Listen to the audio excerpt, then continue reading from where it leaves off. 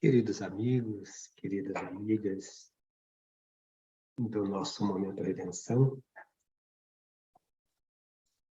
neste nosso novo encontro, eu venho tratar de uma obra que sempre foi bela, mas que nessa nova edição da FEAL nos tem causado uma impressão muito gostosa. É prazeroso demais manusear essa obra, compulsar essa obra, e nós entendemos que era interessante trazê-la para as nossas reflexões e lidando apenas, nesse primeiro momento, com algumas partes dessa apresentação belíssima. A obra de que tratamos é esta aqui, O Céu e o Inferno, que é O Céu e o Inferno, a obra original, ou A Justiça Divina segundo o Espiritismo, de Allan Kardec, que é da editora FEAL, que é uma edição da FEAL. E para falar dela, nós vamos dar uma olhada aqui, sim, nessa apresentação, que ocupa uma parte interessante no início dessa edição, e que nos parece assim, muito importante, porque essa obra resgata pensamento kardeciano genuíno, né? Então, na apresentação, ela inicia assim: o lançamento desta inédita tradução da primeira edição original de O Céu e o Inferno, ou A Justiça Divina, segundo o Espiritismo, pela editora FEAL, que é a Fundação Espírita André Luiz, é uma importante contribuição para o processo de restabelecimento do Espiritismo e de sua proposta original, resultante do avanço historiográfico que atualmente vivenciamos. Foi nessa obra que Allan Kardec apresentou a elaboração final da teoria moral espírita.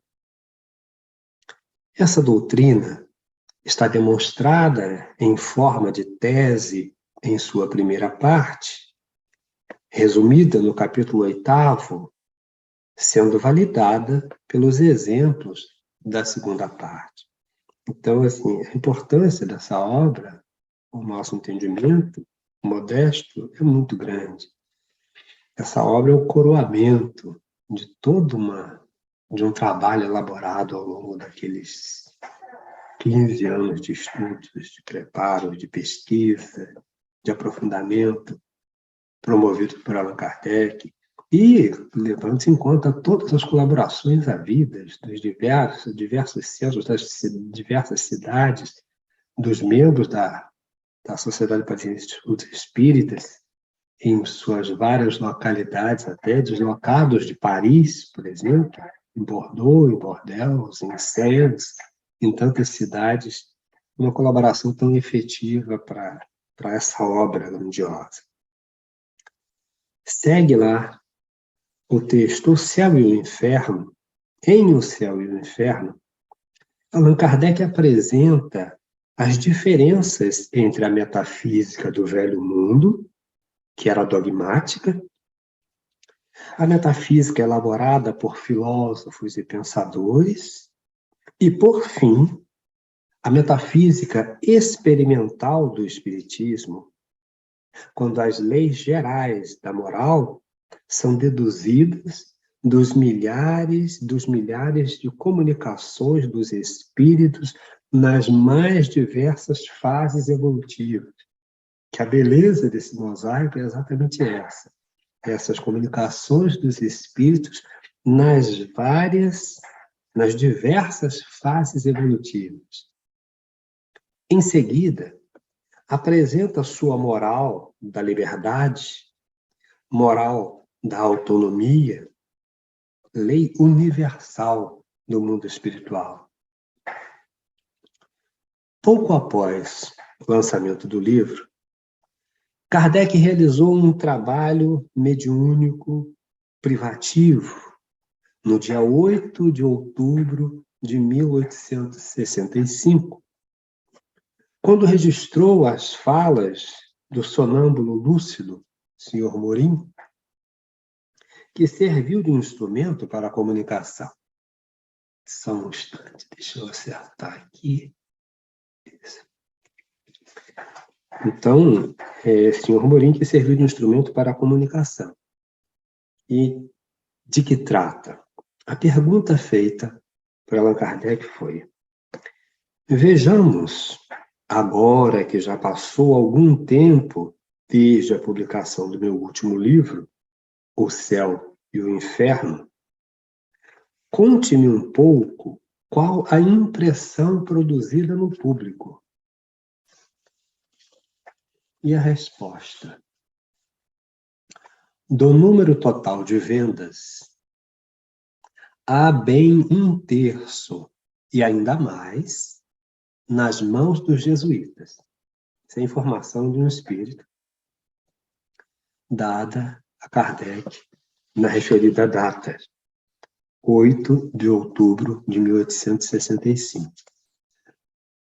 Do número total de vendas, há bem 1/3 e ainda mais na mão dos jesuítas. Então, veja que os jesuítas, essa grande estrutura da Igreja Católica, reagindo sempre contra qualquer coisa que pudesse fazer as bases da sua estrutura oscilarem, estava nas mãos dos jesuítas, informação do Espírito. Não se sabe por onde atacá-lo, olha como estava, não se sabe por onde atacá-lo, como atacar o Espiritismo. Eles estão muito confusos. São pegos e chicoteados com seu próprio chicote. Eles pensam: é apenas o texto do nosso ensino, que Kardec cita, não podemos dizer nada. Então, quer dizer, a própria estruturação dada, Kardec parte do texto, como ele faz magistralmente, e dali tira as ilações, os raciocínios, a lógica fundada absolutamente em cima do texto evangélico, por assim dizer, ou da igreja apresentada. E como é que os caras vão conseguir lutar contra algo que está lá? Olha como ele coloca: não se sabe por onde atacá-lo. Eles estão muito confusos. São pegos e chicoteados com seu próprio chicote. Eles pensam: é apenas o texto do nosso ensino, que Kardec cita. Não podemos dizer nada. Com a pena à mão, atacam a segunda parte da obra, que a segunda parte qual é? A dos exemplos, são aquelas mensagens que vão falando dos exemplos, né?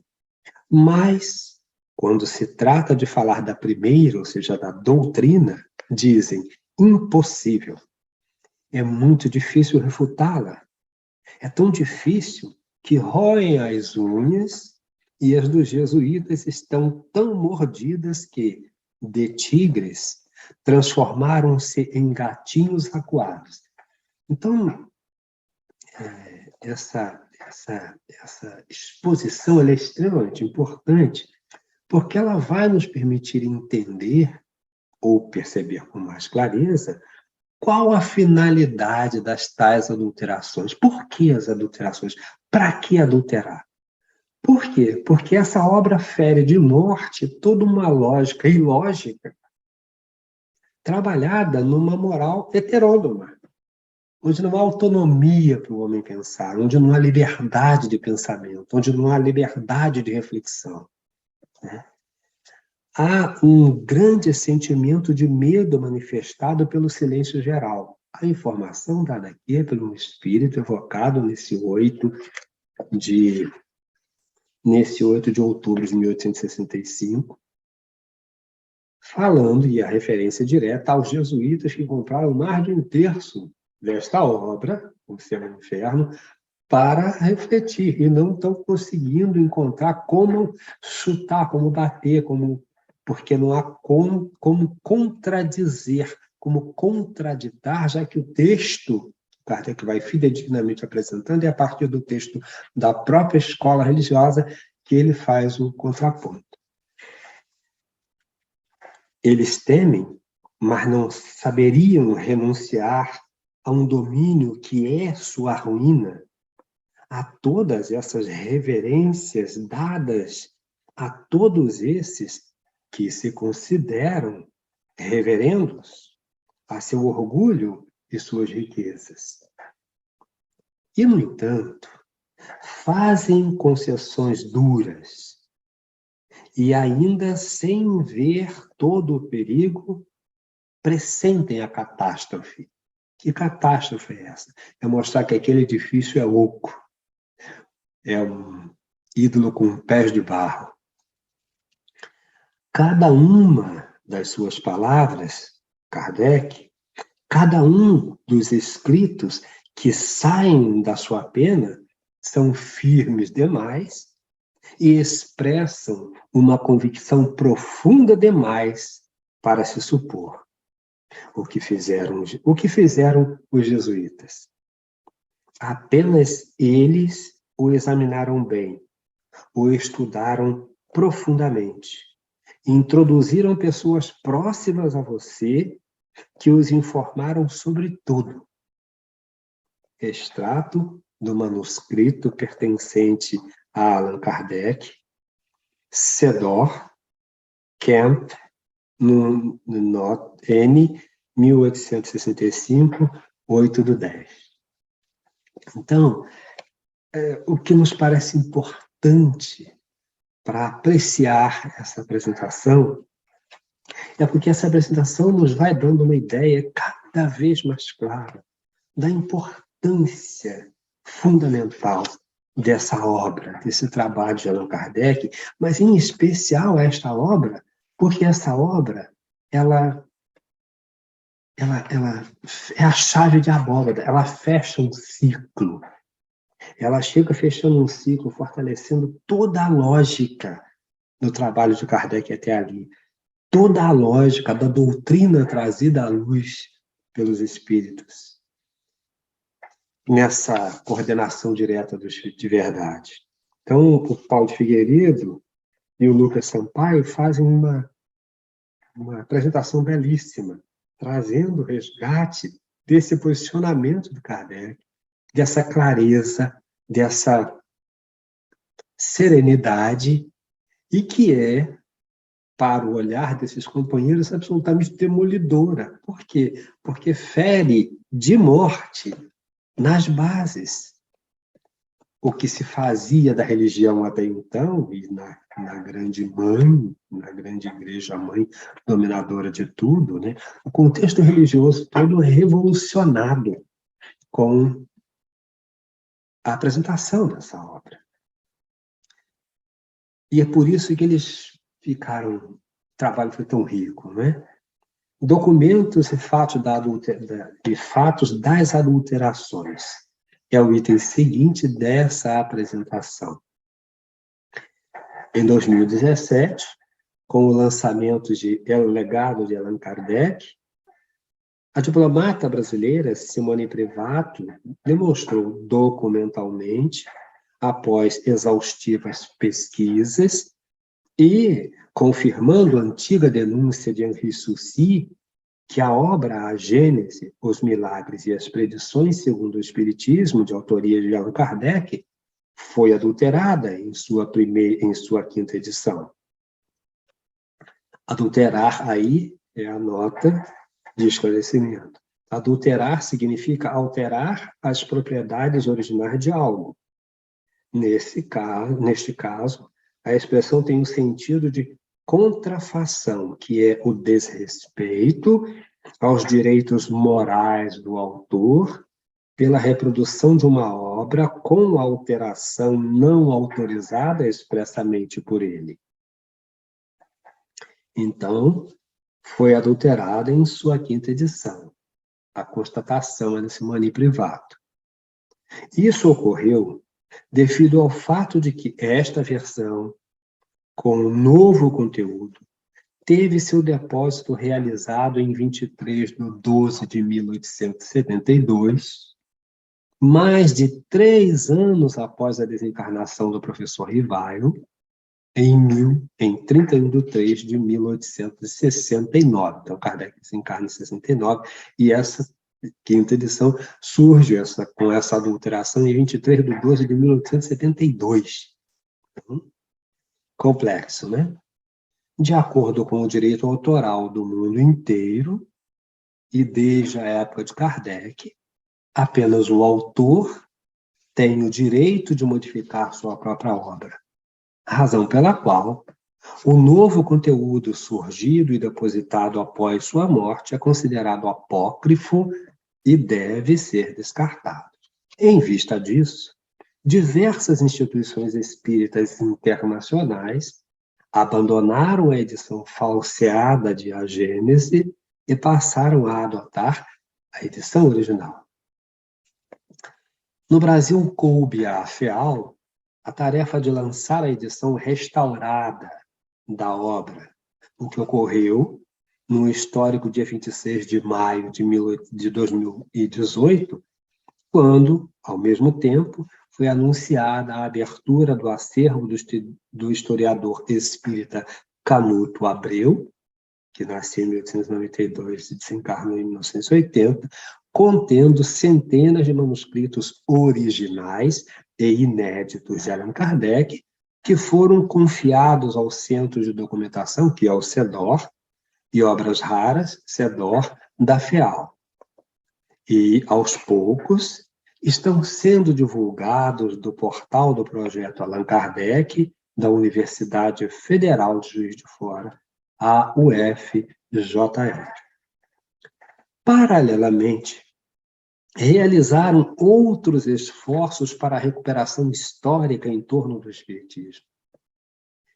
Em 2016, havia sido lançada a obra Revolução Espírita, a teoria esquecida de Allan Kardec, de autoria de Paulo Henrique Figueiredo, aliás, revelando o contexto cultural do surgimento do Espiritismo com o conhecimento científico oficial da França e, em vários países, era espiritualista racional, tratando o ser humano enquanto alma encarnada por meio da psicologia experimental, sem misticismos e dogmas.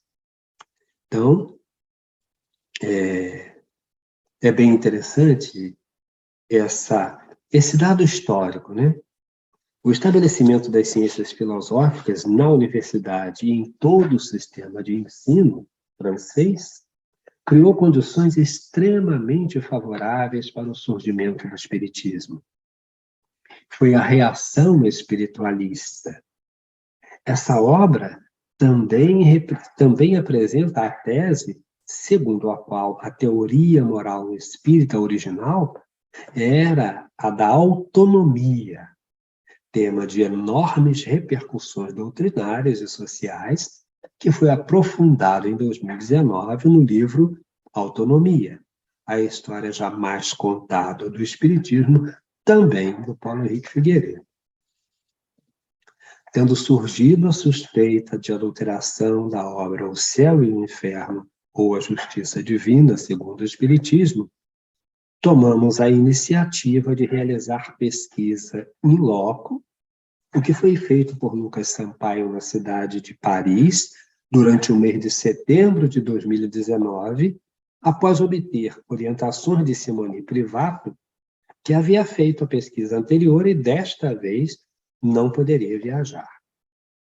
Nos arquivos nacionais da França, após longa pesquisa sobre os livros de declaração de impressor e de depósitos legais, ficou provado que a 4ª edição de O Céu e o Inferno, contendo profundas alterações doutrinárias, teve sua impressão solicitada em 9 de 7 de 1869, e aí há uma referência, conforme o documento lá no Arquivo Nacional da França, e seu depósito legal realizado em 19 de 7 de 1869.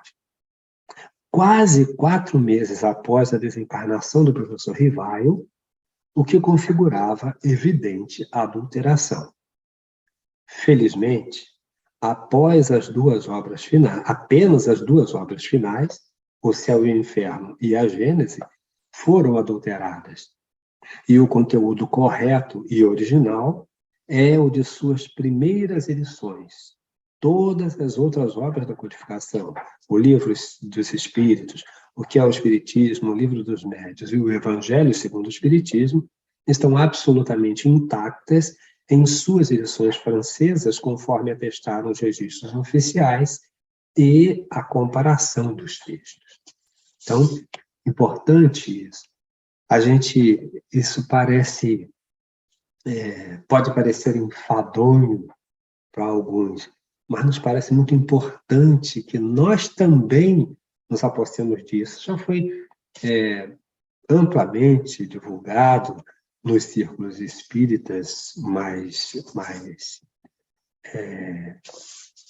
avançados no sentido de buscar essa renovação em Kardec, de mergulhar, remergulhar na obra kardeciana, nas suas origens. E isso é um dado fundamental, de fundamental importância. Mas segue a apresentação com mais um item. O plano de Kardec e o golpe no Espiritismo. Onde vai dizendo o autor assim, Paulo Figueiredo. Manuscritos inéditos, digitalizados em Paris, demonstram também que as adulterações nas obras derradeiras somente foram possíveis por conta de um golpe praticado contra o Espiritismo e Amélie Boudet, Madame Allan Kardec, logo após a morte de seu marido. Então, foram golpeados o Espiritismo e a própria Amélie após a morte de Kardec. No período final de sua vida, depois da fundação da doutrina espírita, Kardec estava diante de seu conclusivo e não menos importante desafio: estabelecer um projeto para, levando em conta as fraquezas da natureza humana de nosso tempo, perpetuar a organização do espiritismo numa nova fase, a da direção coletiva. Olha que passo importante, já pensado e elaborado por Kardec desde lá. Além disso, necessitava defender a doutrina dos ataques dos inimigos que se opunham, a maior parte deles preocupada com a perda de seus privilégios. Era imprescindível impedir os cismas. Então, Kardec pensa nessa lógica toda para impedir que houvesse as rupturas, os cismas que pudessem abalar ou prejudicar o andamento do movimento espírita, não da doutrina. A doutrina não é passível de ser alterada. Mas a adulteração de obras prejudica o movimento espírita, que vai beber em fontes equivocadas. E essas adulterações fortalecem os opostos, aqueles que, na busca de manter os seus privilégios, a sua relação de poder sobre as pessoas, sobre as coletividades, garantindo o seu nicho de poder, ficam muito incomodadas e se articulam. E olha que nós vamos ver lá que acontece na base, no fundamento da igreja. Olha, os jesuítas, na notícia trazida pelo Espírito, naquela evocação, no dia 8 de outubro de 65, dão conta que 1/3 ou mais foram adquiridos pelos jesuítas, porque vão lá avidamente estudar para encontrar uma brecha para bater, para julgar, para contrapor, e não encontram. E o desespero é muito grande, a aflição é muito grande, o pavor, na realidade, é muito grande, porque o poder deles fica em jogo. É o poder deles que está em jogo, porque é uma doutrina de libertação.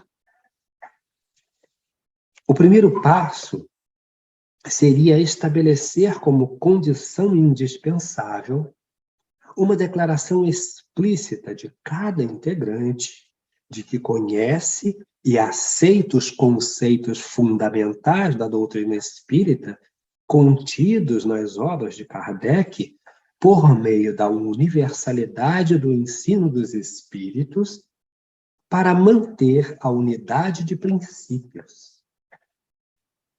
Depois, organizar um comitê central com autoridade compartilhada em grupo, de modo que os defeitos e os equívocos de uns deveriam ser superados pelos valores de outros e fazendo valer as vantagens das decisões tomadas em grupo pela sua maioria. Então, veja, não se anulam consciências nesse projeto. Nós continuamos livres para pensar e propor, mas as decisões partem de um coletivo, compreendendo a solidez da doutrina. Não é uma solidez do tacão do poder, mas a solidez da clareza de entendimentos, do mesmo entendimento sobre a doutrina.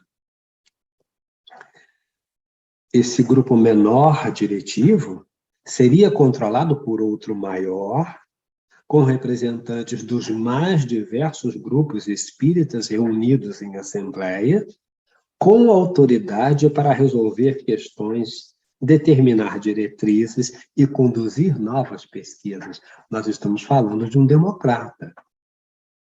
Nós estamos falando de um democrata, de um humanista democrata, propondo uma ação democrática, uma atividade democrática, mobilizando os grupos nesse inevitável escalonamento. Você tem um grupo menor de direção, mas esse grupo menor de direção ele não está no topo da cadeia, ele é um grupo menor de direção e essa ordenação vai emanar do grupo maior para o menor. Quer dizer, é a coletividade que vai descobrindo e realizando e pontuando para que se chegue a um consenso, a uma lógica de, olha, é isso, se estabelece, porque a pesquisa, porque a experimentação, porque a observação, a análise, a lógica, a reflexão equilibrada é que vai dar o veredito, né? Não é uma escolha pessoal. Por fim, enquanto ciência de observação, toda a atividade do movimento espírita deveria dar continuidade às comunicações amplas e variadas com os espíritos, pois essa é a condição estrutural de sua teoria científica enquanto observação dos fatos que a constituem.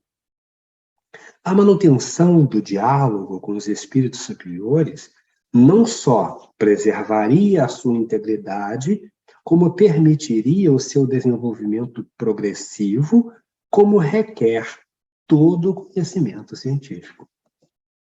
Então, nós não estamos falando de um movimento igrejista, nem religiosístico, mas de um movimento de ciência filosófica, moral. Muito interessante esse contexto, porque é essa lógica que ampara a doutrina. É essa lógica que sedimenta, que fundamenta o caminho doutrinário.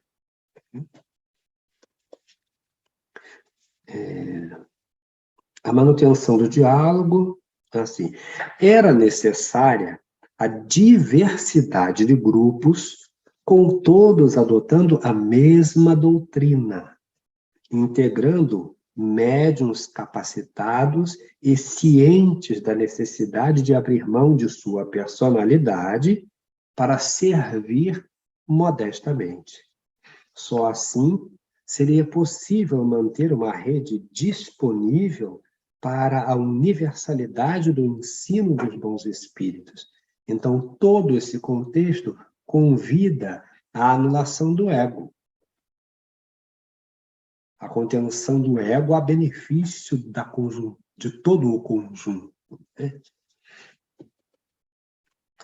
Enfim, pretendia Kardec que cada grupo também tivesse seu comitê, assim como os países, que também teriam suas assembleias regionais e nacionais, que comandariam os comitês centrais, atuando como observatórios, grupos de pesquisa científica, organizados à semelhança de academias científicas, para o desenvolvimento e a hegemonia da ciência espírita e sua teoria basilar. Que coisa bonita! Olha que proposta, que coisa rica, clara. Essa era, em linhas gerais, a conclusão do legado de Allan Kardec para a conservação e a perpetuidade da doutrina espírita até que fosse compreendida pela humanidade como teoria baseada em leis naturais da psicologia humana. Ocorre que, pouco após a desencarnação de seu marido, Amélie Boudet foi convencida a participar da criação de uma empresa puramente comercial, a Sociedade Anônima da Caixa Geral e Central do Espiritismo, e transferir-lhe todos os direitos sobre as obras e o legado de Allan Kardec, como a Livraria Espírita, a Revista Espírita e sua lista de assinantes, o que ocorreu no mês de julho de 1869. Acreditava ela que assim seria possível a publicação das obras de seu marido a preços populares. Então, veja a que engodo ela foi levada. Todavia, apesar de aportar o equivalente a 62,5% do capital da empresa, Amélie não teria mais nenhum poder sobre esse patrimônio. A Sociedade Parisiense de Estudos Espíritas foi completamente afastada da gestão do espiritismo. Somente 2 proprietários administradores, Armand Delins e Edouard Mathieu Bittard, passaram a gerir essa empresa com poderes absolutos. Mais tarde, renunciaram para deixar Pierre Gaëtan Lemarie como único gestor. Agiram praticamente como donos do espiritismo, de forma autocrática, mercantilista, e abandonando o plano de Kardec, o que permitiu a edição e o lançamento das edições adulteradas das 2 últimas obras da codificação, além da divulgação de doutrinas estranhas ao espiritismo. E aí nós vemos que os companheiros, tanto encarnados como possivelmente desencarnados, nesse grupo enorme de inimigos e detratores, se mobilizou com muito afinco para se assenhorear do movimento, do poder do movimento espírita sobre a doutrina, numa tentativa terrível. Mas seguiremos um pouco mais antes de parar a nossa reflexão nesse caminho. Os inimigos invisíveis e os refratários, que vai falar agora. A quem interessaria adulterar as obras conclusivas de Allan Kardec? Qual o objetivo de tão infame ato? Os espíritos não poderiam prever esse perigo para o estabelecimento do espiritismo? São perguntas feitas. Segue, desde 1861, quando de sua viagem para Bordeaux, Kardec vinha sendo prevenido pelos espíritos superiores de que haveria tentativas de causar cisão e desvios no movimento espírita em formação. Ele tornou público esse aviso, lendo, ao final da reunião, uma mensagem de Erasto, alertando.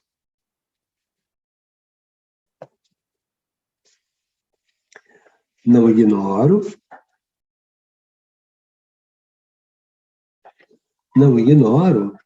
e não deveis ignorar, não mais, que se empregará de tudo para semear a divisão entre vós, que se procurará armar-vos emboscadas, que se semeará sobre o vosso caminho armadilhas de toda sorte, que vos oporão uns aos outros, a fim de fomentar uma divisão e levar a uma ruptura sob todos os aspectos lamentáveis.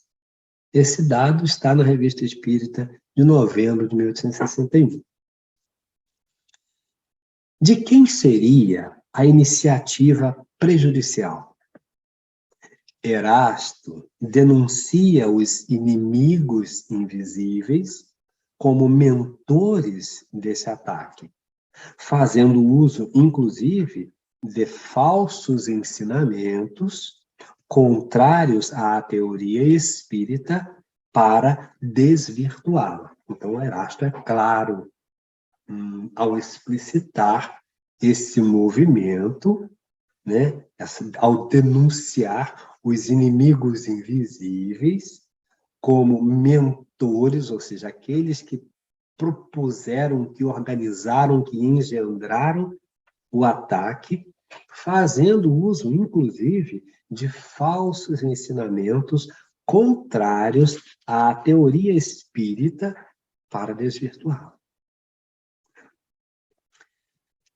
Tereis de lutar, sobretudo, contra a turba dos espíritos enganadores que, encontrando no vosso meio uma rara reunião de médiuns, porque sois melhor aquinhoados sob esse aspecto, virão logo vos atacar, uns com dissertações sabiamente combinadas, onde, à custa de algumas piedosas tiradas, insinuarão a heresia ou alguns princípios dissolventes.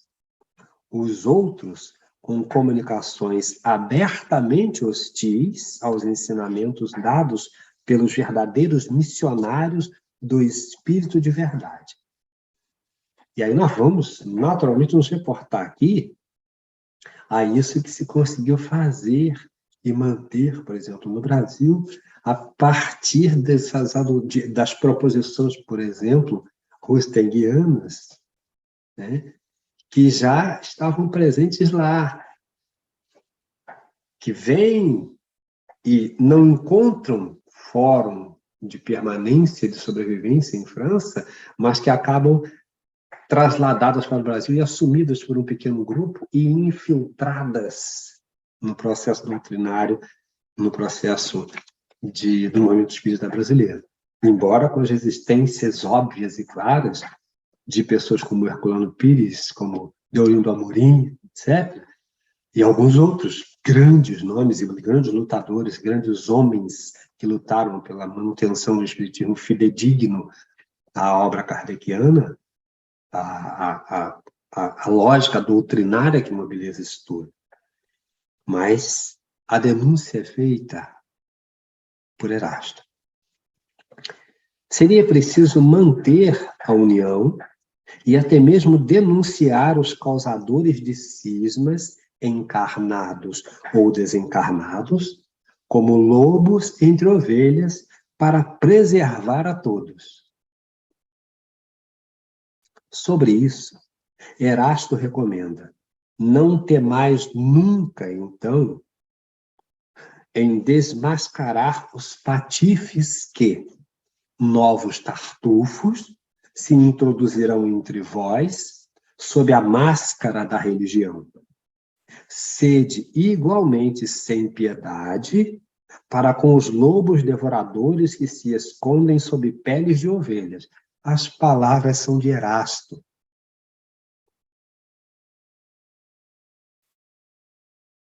As palavras são de Erasto. Aqui estava surgindo, sob o alerta dos espíritos iniciadores do espiritismo, o desvio da moral autônoma, que essa é a gravidade, o desvio da moral autônoma proposta por Jesus e retomada pela doutrina espírita em seus estudos psicológicos.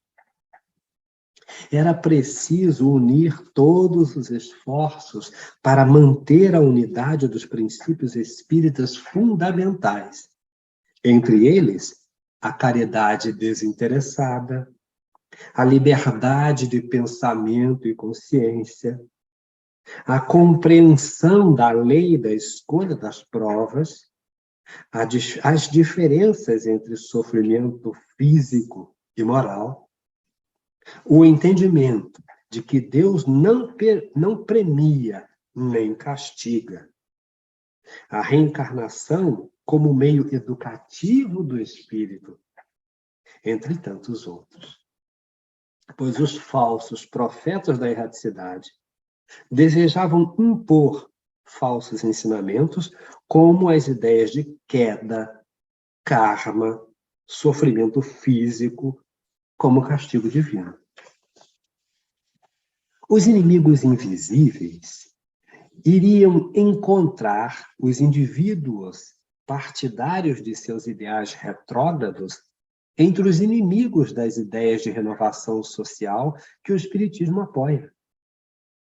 Kardec os qualificou num trecho retirado na versão adulterada de A Gênese.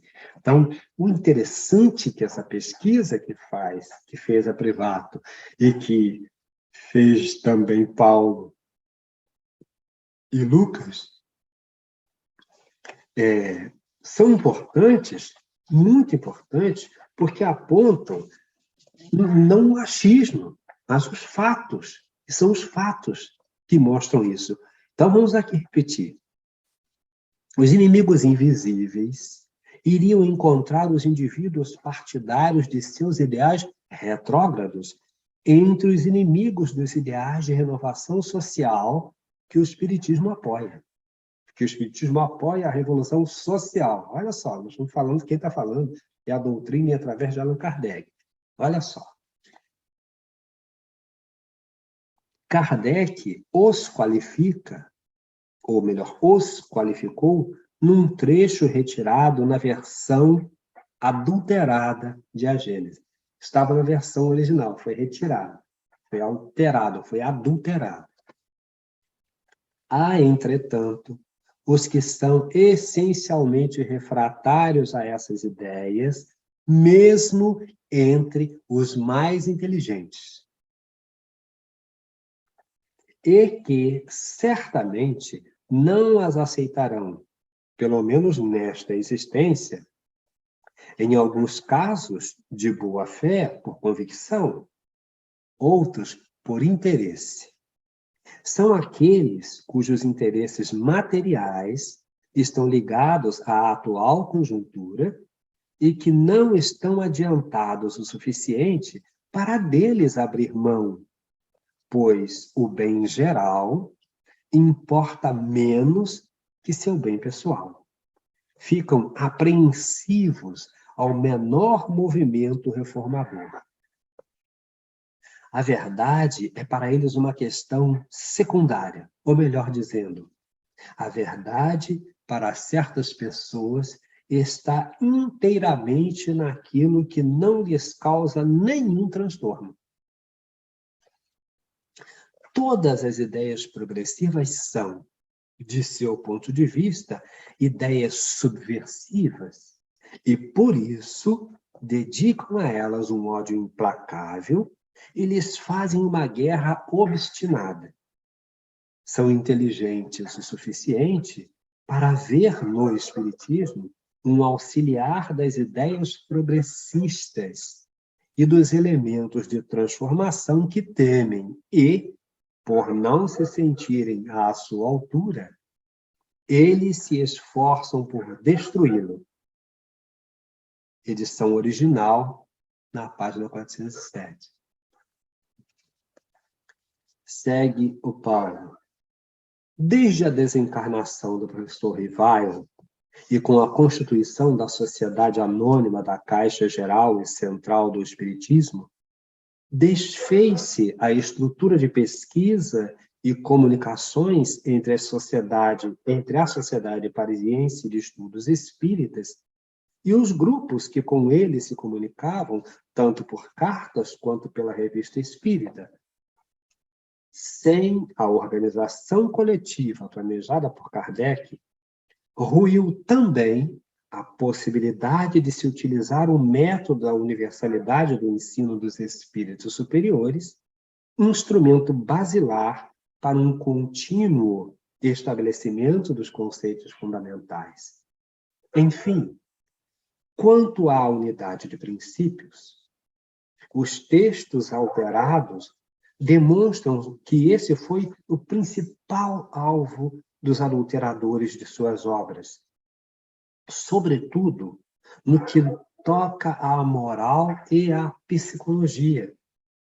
Isso porque a teoria moral espírita é autônoma, oposta ao dogmatismo heterônomo das religiões ancestrais e do materialismo.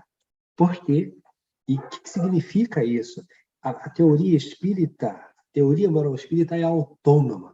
Ela lhe dá liberdade, ela lhe habilita para pensar livremente. Ela lhe habilita para ser senhor da sua vida. Ela te liberta desse Deus que te castiga. Ele deixa de ser esse senhor pavoroso, poderoso, mas desumano.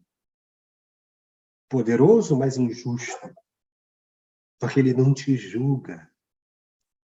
Ele estabelece uma lei e no curso dessa lei, cada vez que eu contradito esta lei em mim, eu sofro as consequências da lei em mim.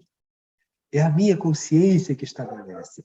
Essa liberdade autônoma, ao contrário da heteronomia proposta por essas escolas religiosas que apontam o dedo, que te julgam e te condenam a priori, que separa você do seu vizinho, que separa você do seu amigo, que separa você da sociedade em que você vive, dos grupos sociais em que você vive, porque você diz que você vai cuidar do seu grupinho em particular, da sua família só, ou do seu grupo afim. Então, tudo isso é alterado nessa proposição autônoma que a doutrina dos Espíritos nos traz. O melhor entendimento dos fatos ocorridos antes, durante e após a edição de O Céu e o Inferno, que explicam os desvios sofridos pelo movimento espírita, exige uma longa exposição que aqui não caberia. Para mais amplos esclarecimentos, remetemos o leitor à obra Nem Céu, Nem Inferno, As Leis da Alma, segundo o Espiritismo, também da editora FEAL, uma edição FEAL, de nossa autoria, ou seja, do Paulo Henrique de Figueiredo e do Lucas Sampaio.